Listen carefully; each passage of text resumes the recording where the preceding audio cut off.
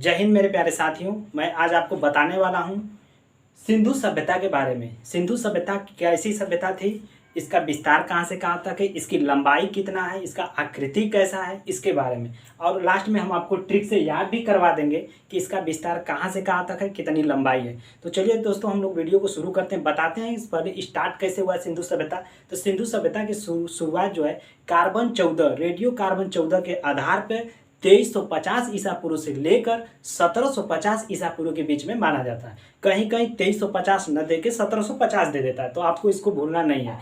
Option में जो होगा उसको हम लोग उसके अनुसार करेंगे, 2350 या तो 2500 ईसा पूर्व।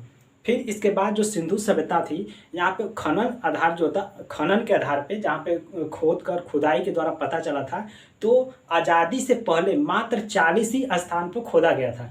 लेकिन अभी वर्तमान समय की बात करें तो ये 1450 हो चुका है। इसकी खनन की बात करें तो 925 दो तो केवल भारत में ही है, लेकिन बकिया और जो 475 बचता है वह कहाँ चला गया, दो देश में, पाकिस्तान और अफगानिस्तान में। ये दो देश में 475 उत्खनन है और भारत में अकेले ही 925 है। इसके बाद सिंधु सभ्यता को हड़प्पा सभ्यता भी कहते हैं। इसका विस्तार कहाँ तक है तो 3 देशों में पड़ता है, पाकिस्तान, अफगानिस्तान और अपना खुद का देश भारत। इसके बाद यहाँ पर सिंधु सभ्यता के लोग जो रहते थे उनको क्या कहा जाता है, ये क्वेश्चन पूछा भी जाता है। तो यहाँ के जो लोग रहते थे उनको द्रविड़ कहा जाता था। सिंधु सभ्यता के जो में लोग रहते थे उनको द्रविड़ कहा जाता है। इसके बाद अब देखिए सिंधु सभ्यता को आपको ट्रिक से याद करवा देते हैं हम कि ट्रिक इसका क्या है, कैसे याद करना है। तो सबसे पहले आपको इमेज देखकर, आप जो साइड में इमेज देख रहे हैं उसको देख के इमेजिंग करिए कि एक उमा नाम की लड़की है, उसके साथ में दादाजी हैं, वह पुआल पशु को ली है और पुआल को खिला रही है। पुआल क्या होता है, अब पुआल आपको सोच रहे हैं पुआल क्या होता है, पुआल तो आप झटकों में याद कर लेंगे। देखिए पुआल क्या होता है, आप गांव में रहे होंगे तो देखे होंगे, पुआल जो चावल निकलता है जिससे पोरा हो, जिसको हम लोग बोलते हैं, वही तो होता है पुआल। अब नहीं देखे हैं, ठीक है। देखिए पुआल खिला रही, बस आपको इतना ही बोलना है कि उमा दादामा पुआल पशु, मतलब उमा नाम की लड़की है, अपने दादाजी के साथ में और पशु के साथ में है, पशु को पुआल खिला रही है। बस आपको इतना इमेज करके आपको एक सेंटेंस बोलना है कि उमा दादामा पुआल पशु, उमा दादामा पुआल पशु। 3 से 4 बार बोलिए हमारे साथ में, आपको कन्फर्म याद होगा, 100% याद होगा। चलिए दोस्तों बोलिए, उमा दादामा पुआल पशु, उमा दादामा पुआल पशु। 3 से 4 बार बोलिए, आपको याद हो गया। अब चलिए बताते हैं कैसे। ऊ से हो गया उत्तर और माँ से हो गया मांडा। तो उत्तर में मांडा और जिला कौन सा पड़ता है, जम्मू कश्मीर। और नदी कौन सी है, चिनाब नदी। यहाँ से आपका एक क्वेश्चन बन चुका कि उत्तर में मांडा और जगह का नाम जम्मू कश्मीर और नदी कौन सी है, चिनाब नदी।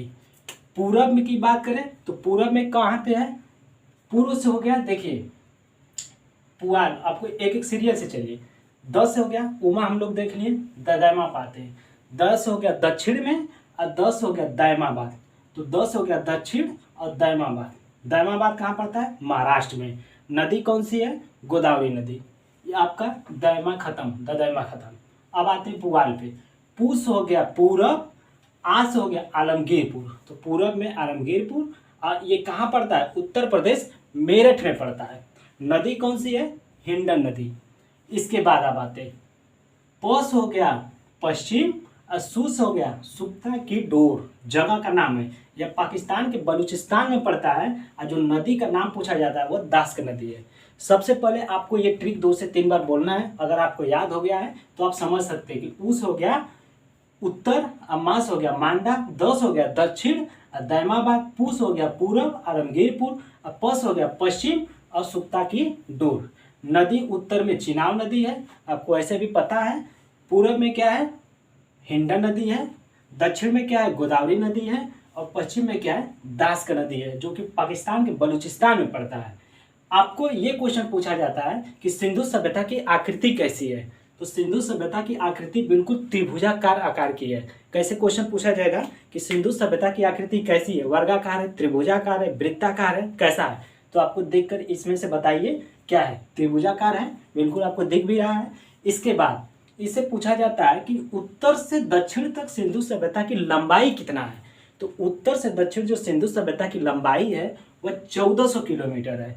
लेकिन आपसे पूरब से जब पश्चिम की ओर पूछा जाएगा तो ये 1600 किलोमीटर है।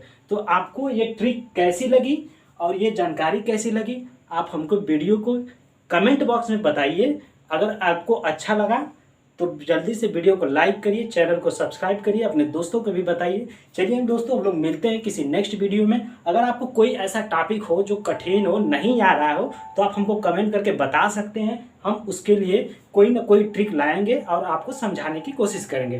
तो चलिए दोस्तों, हम लोग मिलते हैं नेक्स्ट वीडियो में। वीडियो देखने के लिए बहुत बहुत धन्यवाद। ऐसी वीडियो आप देखते रहिए।